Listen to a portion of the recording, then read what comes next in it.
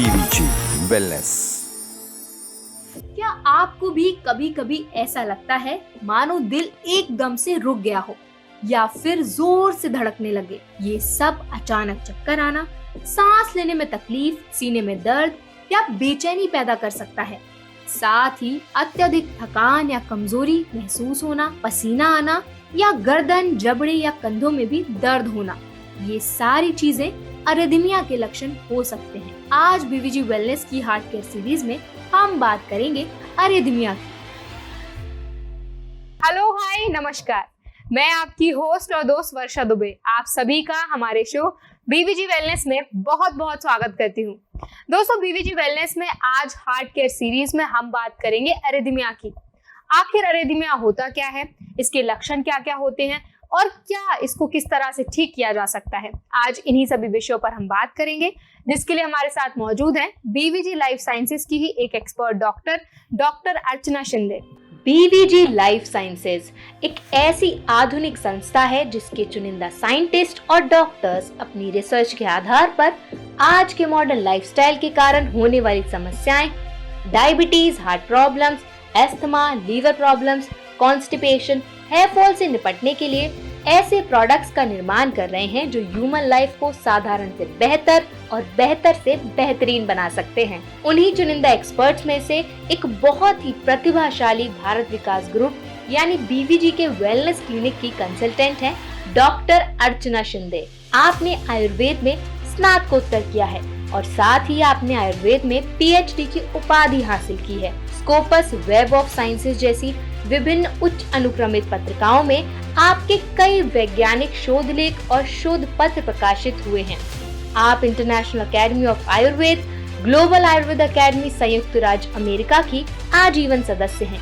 आप बीवीजी के माध्यम से लोगों की स्वास्थ्य सेवा में लगी हुई हैं। डॉक्टर अर्चना, आज आपका बीवीजी वेलनेस के मंच पर बहुत बहुत स्वागत है। शुक्रिया।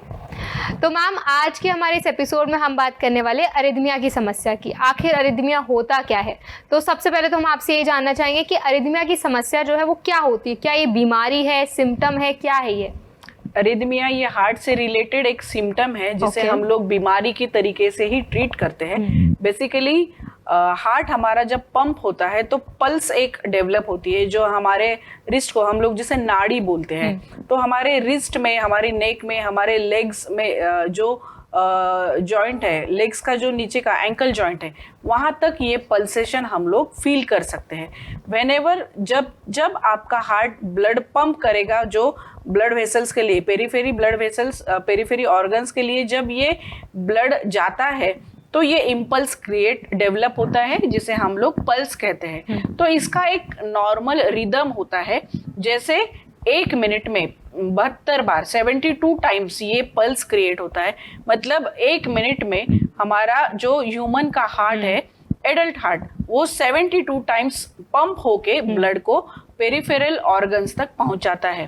तो ये normal range of the pulse है। ये बच्चों में थोड़ा सा ज्यादा होता है और ओल्ड एज में थोड़ा सा कम होता है, 70 तक, 65 तक। तो एज ग्रुप के हिसाब से 65 इन एडल्ट एज और इन चिल्ड्रंस 100 तक की, जो 90 तक की पल्स है, उसे हम लोग नॉर्मल मानते हैं। लेकिन एक एडल्ट एज ग्रुप में, या अगर जो एज ग्रुप में जो डिफाइन किया हुआ पल्स रेट है उससे अगर वो ज्यादा होता है तो इसे हम लोग फिर एबनॉर्मल कहते हैं। जब ये पल्स बीट होता है, हमारा ये बीट जब डेवलप होती है तो इसका एक नॉर्मल रिदम, जैसे मैंने बोला 72 टाइम्स, इसका एक रेट और रिदम से चलता है कि ठक ठक ठक, ये हार्ट साउंड्स होते हैं, इस तरीके से ये चलते हैं। लेकिन बहुत बार कुछ बीमारियों से या कुछ कारणों से ये जो रिदम है ये डिस्टर्ब हो जाता है। तो ये रिदम, जब हार्ट का रिदम, जो पंपिंग एक्शन है, ये अगर डिस्टर्ब हो जाए तो ये जो रेट है पल्स का क्रिएशन का, ये कहीं पे आपको कम महसूस होता है या ज्यादा, जो कि 72 बार जो नॉर्मल बताया गया है उससे ज्यादा बार हार्ट पंप करता है, या उससे बहुत कम बार 60 से भी नीचे तक के वैल्यूज तक ये हार्ट का पंपिंग एक्शन होता है। तो बेसिकली जब भी ये पल्स डेवलप होती है तो ये एक इलेक्ट्रिकल सिग्नल होता है जो हार्ट ये पल्स क्रिएट करने के लिए हमारे ब्रेन को देता है। तो जहाँ पे अगर कोई तकनीकी मतलब अगर कुछ डिफॉल्ट हो जाता है या कुछ अगर कुछ इन्फेक्शन हो जाता है तो ये इलेक्ट्रिक सिग्नल वो नॉर्मल पल्स क्रिएट करने में दिक्कत करता है और उस तरीके से फिर आइदर जो कॉज है उस तरीके से एक तो आपकी पल्स ज्यादा जोर से धड़केगी या आपकी पल्स स्लो हो जाएगी। बहुत बार ऐसा भी होता है कि मिस बीट, जैसे ठक ठक ठक ठक, ये नॉर्मल ब्रीदिंग का पल्स का पैटर्न है, तो कभी कभी इसका पैटर्न भी चेंज हो जाता है, ठक ठक ठक ठक ठक। इस तरीके से अलग अलग पैटर्न में ये मिस बीट जिसे हम बोलते हैं। तो ये अलग अलग टाइप की अरिदमियाज, ये जो miss beating of the pulse है, इसे हम लोग हमारी मेडिकल लैंग्वेज में अरिदमिया करके जानते हैं। जी बिल्कुल मैम, अभी आपने बड़े ही आसानी से समझाया कि अरिदमिया एक बीमारी नहीं है, एक सिम्टम है, लेकिन आप इसको ट्रीट एज अ डिसीज करते हैं। जी। तो मैम अरिदमिया के कारण क्या होते हैं, किन कारणों की वजह से अरिदमिया होता है? बहुत सारे कारण हैं एक तो अरिदमिया होने के। एक तो ये कंजेनाइटल भी हो सकते हैं, ये जो इलेक्ट्रिकल सिग्नल्स है, ये सिग्नल्स में अगर कोई प्रॉब्लम होता है तो ये अरिदमियाज डेवलप होते हैं। ये जन्म से भी हो सकते हैं, ये ओल्ड एज में या एडल्ट एज में भी हो सकते हैं। इसके बहुत सारे कारण हैं। एक तो वायरल इन्फेक्शन जो तुम्हारे हार्ट में इन्फ्लेमेशन पैदा कर दे या मायोपैथी डेवलप करे। दूसरी चीज इलेक्ट्रोलाइट इम्बैलेंस, जो बहुत सारे अलग अलग इलेक्ट्रोलाइट्स होते हैं जो हमारे शरीर की नॉर्मल स्वस्थता ठीक रखने के लिए बहुत इंपॉर्टेंट फैक्टर होते हैं। फॉर एग्जांपल सोडियम है, पोटेशियम है, मैग्नीशियम है, इन हर एक जो इलेक्ट्रोलाइट्स है हर एक का एक महत्वपूर्ण कार्य है। तो अगर ये इलेक्ट्रोलाइट स्पेसिफिकली इसमें पोटेशियम, अगर पोटेशियम की मात्रा हमारे शरीर में जो रिक्वायरमेंट है वो नहीं मिल रही है, तब ये अरिदमियाज कभी कभी डेवलप होते हैं। कभी कभी आपको कोई दवाई ले रहे हो उसका साइड इफेक्ट करके भी, फॉर एग्जांपल लॉन्ग टर्म तक आप थायराइड की दवाई अगर लेते हो तो उसमें आपको अरिदमिया ऐसे पेशेंट्स में दिखाई देगा या जांच करने पर पता चलेगा।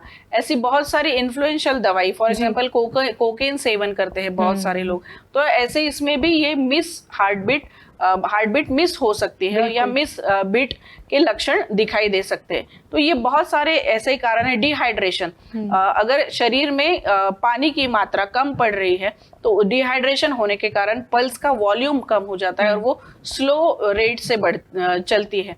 तो इस तरीके से अरिदमियाज के अलग अलग कारण बताए गए हैं। हम जो देखते हैं तो बेसिकली दो प्रकार के पल्स रिदम को हम लोग ज्यादा इंपॉर्टेंस देते हैं। एक तो हाई पल्स रेट जिसे हम लोग टैकीकार्डिया कहते हैं, जिसमें हार्ट रेट बहुत फास्ट बढ़ता है, और दूसरा होता है स्लो पल्स रेट जिसे हम लोग ब्रैडीकार्डिया कहते हैं। तो ये दोनों की कारणे बहुत अलग अलग है। बहुत बार कुछ दवाइयों से टैकीकार्डिया बढ़ जाता है या हार्ट का रेट बढ़ जाता है, पल्स का रेट बढ़ जाता है। बहुत बार फिजिकल एक्सर्शन से, अगर आप भाग रहे हो, दौड़ रहे हो, कसरत कर रहे हो,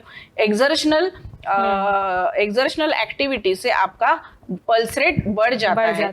बहुत बार ऐसा होता है कि कोई डिसीज है, for example dehydration, severe dehydration, water loss हुआ है, ब्लड लॉस हुआ है, ऐसे इसमें या कोई दवाई का साइड इफेक्ट करके भी ऐसे पेशेंट्स में आपको ब्लड का जो रेट है, वो पल्स का जो रेट है वो स्लो डाउन हो जाता है, जिसे हम लोग ब्रैडीकार्डिया कहते हैं। तो इस तरीके से ये अलग अलग तरीके के लक्षण और ब्रैडीकार्डिया या टैकीकार्डिया, ये जो अरिदमियाज है, ये डेवलप होते हैं। ओके, तो मैम अभी आपने कारणों को हमें समझाया कि बेसिकली किन कारणों की वजह से अरिदमिया होता है।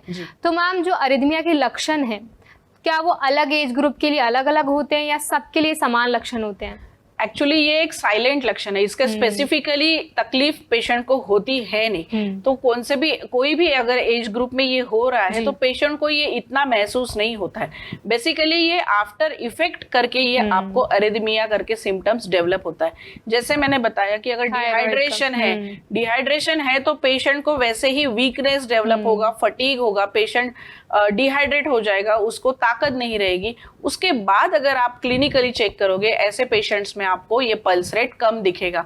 इसी तरीके से अगर उसका इंटेक कम है, पोटेशियम लेवल कम जा रही है, सोडियम लेवल कम जा रही है, पेशेंट को लेग्स में क्रैम्प आएंगे, खड़ा नहीं हो पाएगा, ऐसे इसमें फिर पल्स की जो रेट है वो आपको मिस बीट या नॉर्मल एबनॉर्मल नजर आएगी। तो अलग अलग जो डिसीज है, जब वो डिसीज या कारण होते हैं उसके उपरांत आपको ये पल्स का जो इम्बैलेंस है वो फील होगा। बिल्कुल दोस्तों, अगर आपके मन में भी हार्ट से संबंधित कोई सवाल है, यदि कोई प्रश्न आप पूछना चाहते हैं तो हमारे स्क्रीन पर दिए गए कॉन्टैक्ट डिटेल्स पर संपर्क कर सकते हैं। तो मैम, अभी आपने बताया कि हर एक एज ग्रुप के लिए नहीं, कुछ कुछ लक्षण होते हैं जो सब में देखने को मिलते हैं। तो मैम, क्या अरिदमिया की समस्या बच्चों में भी देखने को मिलती है? हाँ, बच्चों में भी अरिदमिया हम लोग देख सकते हैं। जब कंजेनाइटल हार्ट डिसीज होता है, जबकि जन्मतः होने वाला डिसीज है, या कंजेनाइटल वॉल डिसीज होता है, ऐसे बच्चों में अरिदमियाज डेवलप होते हैं। और वो एनीमिया, अगर बच्चों में खून की कमी है या एडल्ट में भी, तो आपको पल्स का रेट डिफाइन अलग अलग दिखना शुरू होगा। तो बहुत कॉमनली अगर ये कंजेनाइटल हार्ट डिसीज है, कंजेनाइटल हार्ट फेलियर है, या जन्मतः होने वाला आपका वॉल का प्रॉब्लम है, तो अगर ऐसे कुछ हार्ट रिलेटेड कुछ सिम्टम्स है, या थायराइड है, तो जन्मतः भी गॉइटर जैसे बड़े बड़े डिफॉर्मिटीज बच्चों में भी डेवलप होते हैं। तो अगर ऐसा है तो आपको हार्ट का रिदम जो है वो एबनॉर्मल नजर आएगा, और जो बचपन में भी दिखाई दे सकता है। जी। सो मैम, अगर किसी को अरिदमिया का सिम्टम है, अगर अरिदमिया की समस्या है, तो हार्ट पर उसका और क्या दुष्प्रभाव पड़ सकता है? अरिदमिया ये हार्ट से ही उत्पन्न होने वाला एक सिम्टम है। तो अगर सिम्टम ही आपका हार्ट से ओरिजिन है तो हार्ट पे उसका इफेक्ट होने ही वाला है। अरिदमिया अगर टाइमली ट्रीट नहीं करोगे तो इसका इफेक्ट आपको बड़ी बीमारी में ये कन्वर्ट हो सकता है। तो timely management of arrhythmia is always better. तो मैंने पहले भी बताया कि जो भी समस्याएं हार्ट की होती है उसे बिल्कुल भी आप नजरअंदाज ना कीजिए। इसका रीजन ये है कि कोई भी अगर दूसरे बॉडी के ऑर्गन्स है, वहां पे अगर कोई इंजरी होती है तो वो ऑर्गन्स वाइटल नहीं है। फॉर एग्जाम्पल, अगर आपको फ्रैक्चर हुआ है हाथ का या पैर का फ्रैक्चर हुआ है, वो इंसान आपको 12 घंटे, 16 घंटे, 18 घंटे का टाइम देता है, क्योंकि वहां पे आपका वाइटल ऑर्गन नहीं है। बिल्कुल। तो वहां पे आपकी जान को खतरा नहीं होता है। लेकिन वही अगर कुछ डिफॉर्मिटी आपके हार्ट में या ब्रेन में, ये दो ऐसे वाइटल ऑर्गन्स है कि यहाँ पे अगर आपको डिफॉर्मिटी होती है तो आपकी जान को बहुत बड़ा खतरा हो सकता है। क्योंकि ये जो डिफॉर्मिटी, यहाँ पे सबसे ज्यादा इंपॉर्टेंट है आपको ऑक्सीजन की जरूरत। यहाँ पे अगर ऑक्सीजन का सप्लाई हैम्पर हुआ तो कहीं ना कहीं ये आपके लिए जानलेवा हो सकता है। बिल्कुल मैम, जैसे अभी आपने मेंशन किया कि अगर आपकी हार्ट की समस्या है और अगर ब्रेन की समस्या है जी, तो ये जो दो समस्याएं हैं वो आपको वक्त तक नहीं देती हैं। जी। तो कहने का मतलब है इसको टाइम पे ट्रीट करना बहुत जरूरी है। बहुत जरूरी। बिल्कुल। तो मैम, आप थोड़ा ट्रीटमेंट की बात करते हैं। तो अरिदमिया की जब ट्रीटमेंट की बात आती है तो क्या क्या ट्रीटमेंट अवेलेबल है? अरिदमिया की जो ट्रीटमेंट होती है, बेसिकली कॉज क्या है वो कॉज हम लोग पहले फाइंड आउट करते हैं। बहुत बार जैसे मैंने बताया है कि इलेक्ट्रोलाइट इम्बैलेंस से अरिदमिया डेवलप होता है। तो कुछ चीजें ऐसी है जो मेडिसिन से हम लोग ट्रीट करते हैं, कुछ ऐसी चीजें होती है जहाँ पे हमें सर्जिकल इंटरवेंशन की जरूरत पड़ती है।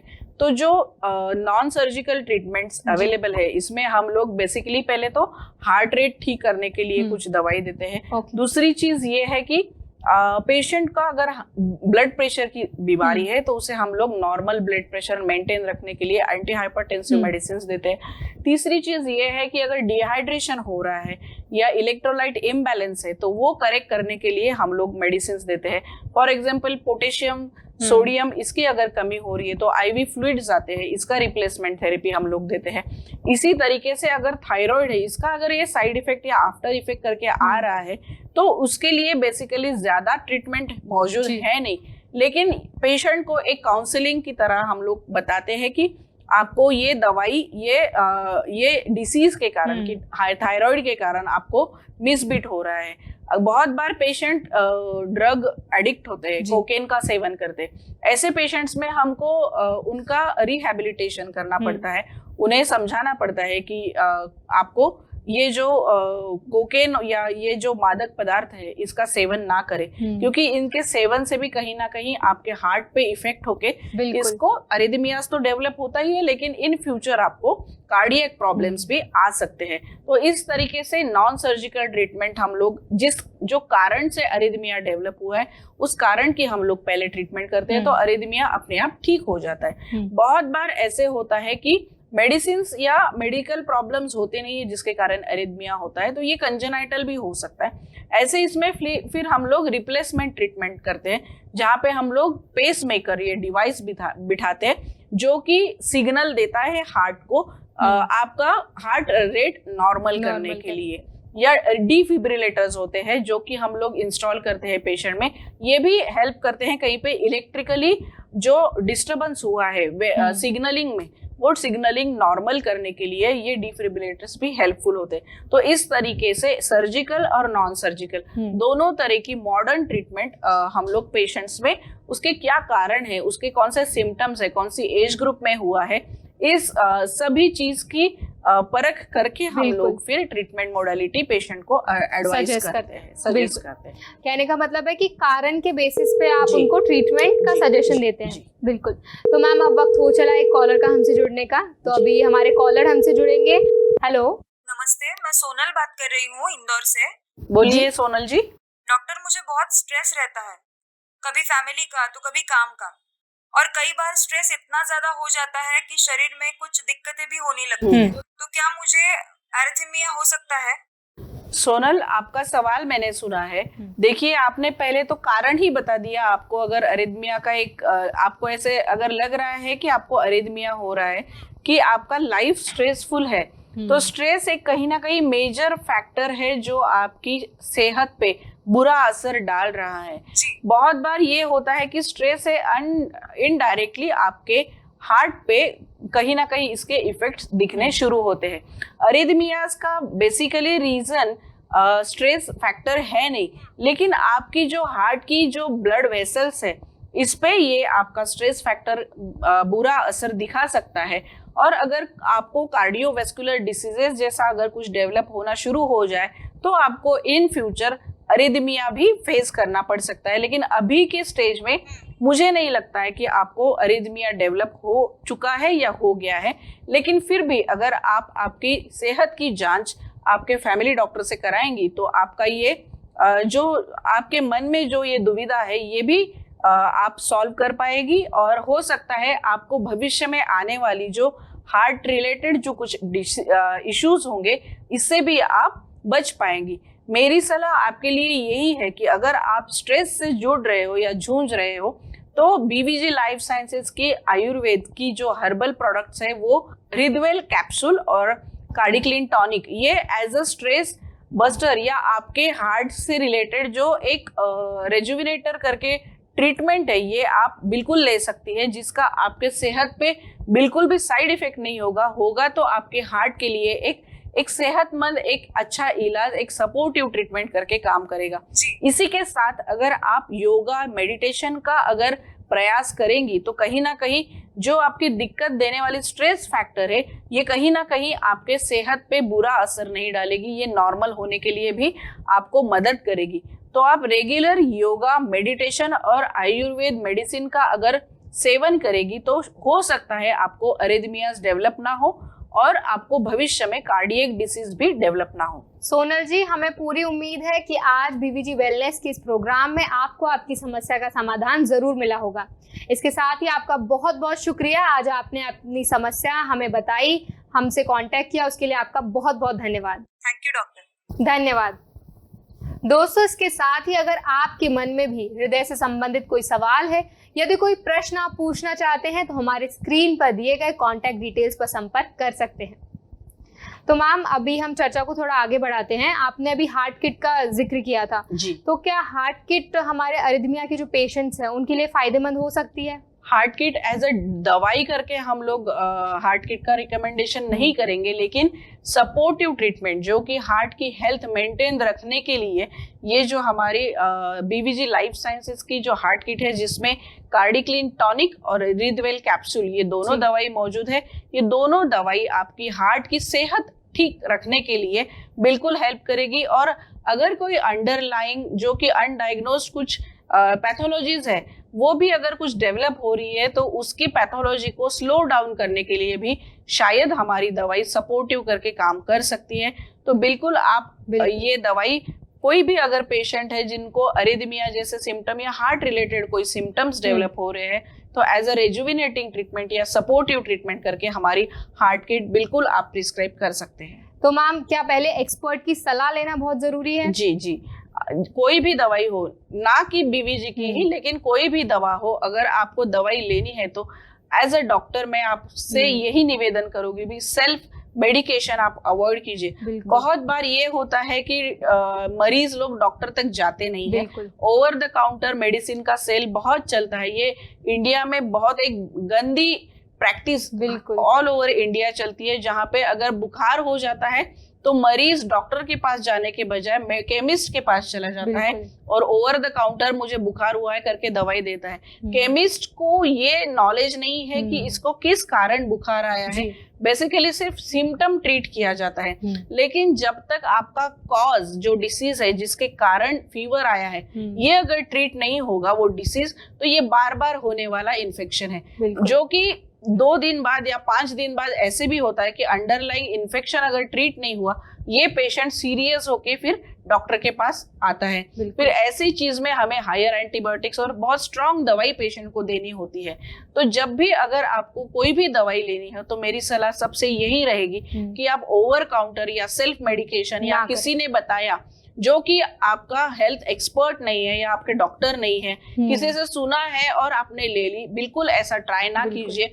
क्योंकि आपकी सेहत ये ऐसी एक पूंजी है जो आपको भगवान ने जो दी है, इसको आप जितना संभाल के रखोगे आपकी लाइफ उतनी ही क्वालिटी लाइफ आपको मिलेगी और हेल्दी लाइफ आपको मिलेगी। तो ओवर काउंटर या सेल्फ मेडिकेशन आप बिल्कुल ना लीजिए, हमेशा डॉक्टर की सलाह से योग्य मात्रा में दवाई का सेवन कीजिए। बिल्कुल दोस्तों, बड़े ही गौर करने वाली बात है कि कभी भी सेल्फ मेडिकेशन नहीं करना चाहिए। जैसे कि हमारी एक्सपर्ट ने बताया, तो आपको कभी भी कोई भी सीने में अगर दर्द है, अगर आप किसी भी प्रकार की हृदय की कोई समस्या हो रही है तो सबसे पहले जाकर डॉक्टर से चेकअप कराएं और उसके बाद ही कोई दवा लें। तो मैम अब हमें, क्योंकि बहुत से हमारे व्यूअर्स हैं जो हमें ईमेल के जरिए भी हमसे कांटेक्ट करते हैं, तो उनका एक सवाल है, तो मैं चाहूंगी आप उनके सवाल का भी समाधान दें। जी जी डॉक्टर, ये हरीश जी का सवाल है, ये मुंबई के रहने वाले हैं। तो इनका सवाल कुछ इस प्रकार से है कि मैं एक एथलीट हूँ, मैं जब भी भागता हूँ तो मेरी पल्स 150 के ऊपर चली जाती है, तो क्या मुझे अरिदमिया की समस्या हो सकती है? वीवर ने एक तो हमें इनका एज ग्रुप पता नहीं है, लेकिन फिर भी मुझे जितना समझ में आ रहा है कि अगर एक एथलीट है जो कि रेगुलरली प्रैक्टिस रनिंग की प्रैक्टिस करता है, अगर ये मैराथनर है तो 150 तक जब पल्स रेट जा रहा है दैट इज वेरी नॉर्मल। क्योंकि जब स्ट्रेनियस एक्सरसाइज करते या फिजिकल एक्टिविटी करती तो हमारा हार्ट जो होता है वो एक्स्ट्रा पंपिंग करता है, क्योंकि बॉडी को एक्स्ट्रा ऑक्सीजन की जरूरत पड़ती है। तो ये नॉर्मल है कि अगर आपका हार्ट रेट 150 तक जा रहा है और वो 150 जब आप रेस्टिंग पीरियड में होते हो तो ये अगर नॉर्मल आ रहा है that means it is a very normal physiology.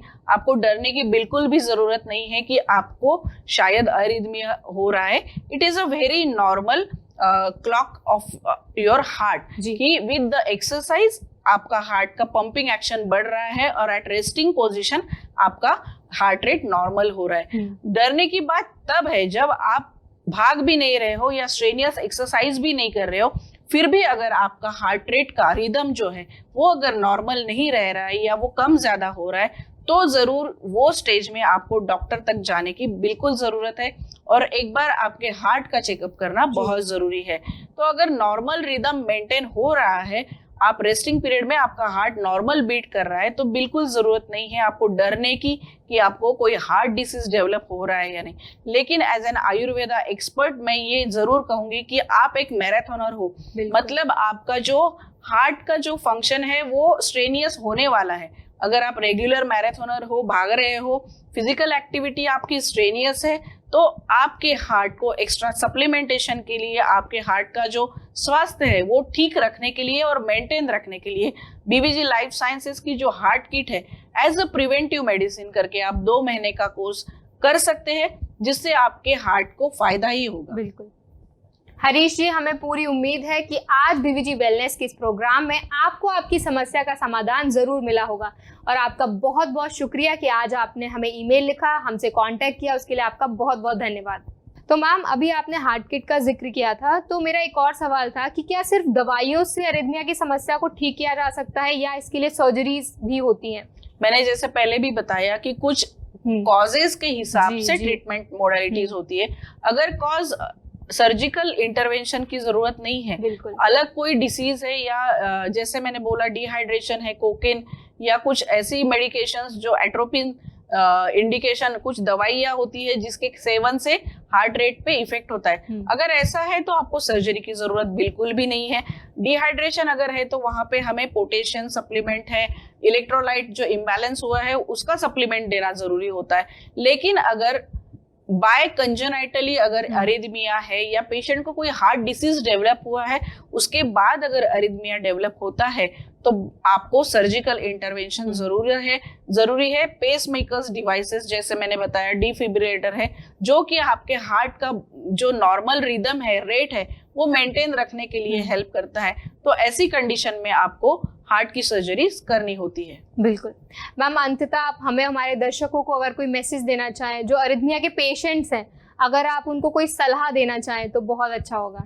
Arrhythmia जैसे मैंने बताया है कि अगर वो लो लेवल है या हाई लेवल है, जो प्रकार का आपका अरिथमिया होगा वो डरने की चीज नहीं है या आपको उसके लिए बहुत स्ट्रेस लेने की जरूरत नहीं है। बट यही है कि वो अरिथमिया डेवलप क्यों हुआ है। मैं आपको यही सलाह दूंगी कि बहुत से अरिथमियाज ये मेडिसिन से ठीक होने वाले और कंप्लीटली रिकवर होने वाला ये डिसीज, ये सिम्टम है, तो इसे आप डरे ना, बल्कि ये डॉक्टर की सलाह लीजिए और टाइमली इसका मैनेजमेंट कीजिए। बिल्कुल डॉक्टर अर्चना, आज आपने हमें और हमारे सभी दर्शकों को अरिथमिया पर इतनी महत्वपूर्ण जानकारी दी और इसके साथ ही उसके ट्रीटमेंट की भी बात की, उसके लिए आपका बहुत बहुत धन्यवाद। शुक्रिया।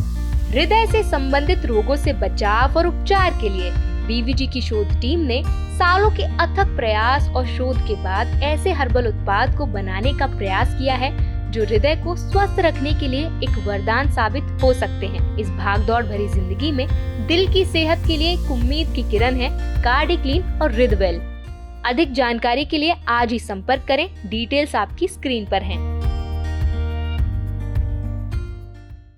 तो देखा दोस्तों, आज के हमारे इस एपिसोड में हमने जाना कि अरिथमिया होता क्या है, अरिथमिया के लक्षण क्या क्या होते हैं और इसको कैसे ट्रीट किया जा सकता है।